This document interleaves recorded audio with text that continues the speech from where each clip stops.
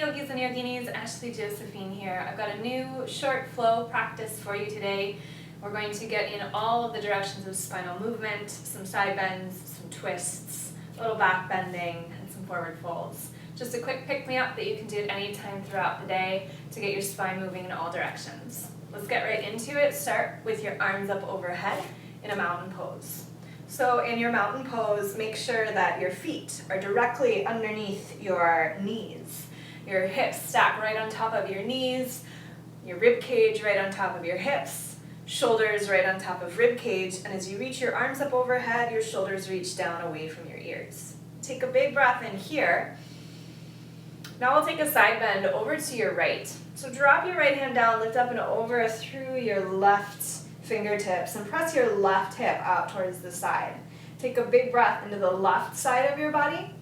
If you don't side bend a lot, this probably feels pretty good.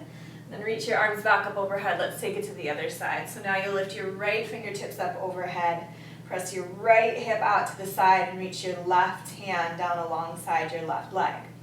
Notice how your feet might have unequal amounts of weight distributed in them right now. Can you really press down through your right foot as you reach out through the right fingers? Inhale, reach your arms back up overhead.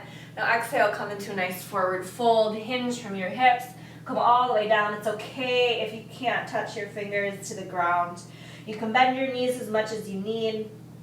Take a big breath and see if you can get a stretch in your low back here. That might require you to bend your knees a lot. You can interlace your hands at opposite elbows and let gravity assist you in your fold a little more. Most importantly, remember to breathe and let each exhale bring you deeper into the posture. I'm going to switch around on my mat here for the next pose. Let's start in downward facing dog. You're creating an inverted V shape with your body. Your feet and hands are about 2 fists distance apart. Step your right foot forward in between your hands into a low lunge. Stay on the ball of your back foot. Reach your arms up overhead into a crescent lunge. If you need to lower your back knee to the ground, you can do that at any time. But you'll have to play with your balance here a little bit. Remember, arms are up overhead, but shoulders relax down away from your ears. Take some big breaths in here. We'll move into a twist, so bring your left hand down to the ground on the inside of your right foot and reach your right fingertips up towards the ceiling so your torso twists towards your front right leg. Now try and pull your arms apart from each other as you lift up through those top fingers. You press down into your left hand on the ground and really reach back through your left heel behind you so your left leg is really strong. Listen closely to this transition. We'll take a counter twist. Take your hand that's in the air, bring it down to the inside of your right foot. Squeeze your inner thighs in towards each other and hug muscle into bone to find your balance as you lift your left fingertips up. If you feel balanced, you can maybe take your gaze up over your top fingertips and be compassionate with yourself here. Allow yourself to wobble. You might fall out of it. That's okay. Be careful. Remember to take those big breaths in and out. Feel your rib cage expand as you breathe. If this hurts your neck, you can always gaze down instead. Now bring your hand back down to the ground. Step your right foot back behind you into a high plank. Get a little core action in here. Keep your hips in line with your shoulders. And send your hip points high to the ceiling, back to your downward facing dog. Step your left foot forward in between your hands so we can twist to the other side. Crescent lunge, press into your left foot, reach your arms up overhead and find your balance on this side. Now normally one side is easier for us to balance on than the other. So just keep that in mind and notice what side is easier for you. To help with your balance, really press back through your right heel to strengthen through your back leg. Take a breath in and lift through your spine. Get ready for your twist. Place your right hand down on the inside of your left foot. Reach your left fingertips up overhead. You can always lower your knee if you need to. Otherwise, continue to press through your heel behind you. And really press your palm into the ground and your left foot into the ground, like you're trying to press your body up from the ground with your foot and your hands. The gaze is wherever it's most comfortable on your neck. Take another breath here in the twist. On your exhale, place your left hand down onto the ground on the inside of your left foot. Find your balance, your muscles hug in as you reach the right fingertips up overhead for the counter twist. Now what can happen here is the hips can start to open up with the shoulders. I want you to keep that right hip down so the hips square down towards the mat, but you're lifting up through your shoulders. So you're getting that twist in your upper back. You're starting to stretch into the muscles of your upper back. Take another big breath in here. And exhale, lower your hand to the ground. Step your left foot back. Again, you're in that high plank. Engage through your core. And then lower your knees to the ground. Come all the way up onto your knees and make your way onto your back for bridge pose. So for bridge, place the soles of your feet directly underneath your knees.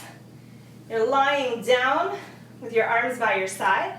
Make sure your toes point straight forward. Inhale, press your feet into the ground, engage your glutes, and lift your hips up towards the ceiling. Keep the muscles along your inner thighs engaged, so instead of the legs kind of falling out to the side, you're really squeezing muscle in towards bone. You have the option to interlace your hands underneath you so that you can pull your shoulder blades together towards the spine. That gives you a little more lift in the upper back. And then press your arms into the ground away from you. That'll give you more of a stretch in your shoulders. Take another breath in here. Find a very slight arch in your spine. An opening in your front body, your belly, the front of your ribs, your chest. And then slowly release your hands if they are interlaced and lower down one vertebra at a time. So coming out is just as important as the pose itself. Pull your knees into your chest lightly. Use your core to help you roll all the way up to seated. Bring the soles of your feet together and your knees wide. You can play with how far you want your feet away from your groin. The closer it is, the more you're really going to feel it on the inner hips. The farther away the feet, the more you'll start to feel it on your outer hips. On your inhale, reach your arms up overhead. And on your exhale, fold forward. So now you get a stretch into your hips, a stretch into your lower back maybe. Really relax your head and your neck. Take a couple big breaths here. Each exhale allows you to sink into it. As you breathe, your breath expands your belly, your rib cage, and your chest. You might notice that you can slowly go deeper and deeper into the posture. Each exhale, you release a layer of tension. You can really stay here as long as you'd like. It's a fabulous stretch for your hips, for your spine, a little release for the shoulders. If you need to move on with life, rise back up to seated. Whatever is the most comfortable seat for you, go ahead and take that. Bring your hands together at heart center. Sit up nice and tall in your spine. Take one last big breath in and sigh it out on the exhale. Feel your shoulders drop down a notch or two away from your ears. I hope that you feel a little bit better than when you started. You did some twisting, some back bending, some folding. Got into the hips a little bit too. Please let me know if you have any questions or feedback, and I look forward to teaching you a very short, fun flow again soon. My name is Ashley Josephine. Namaste.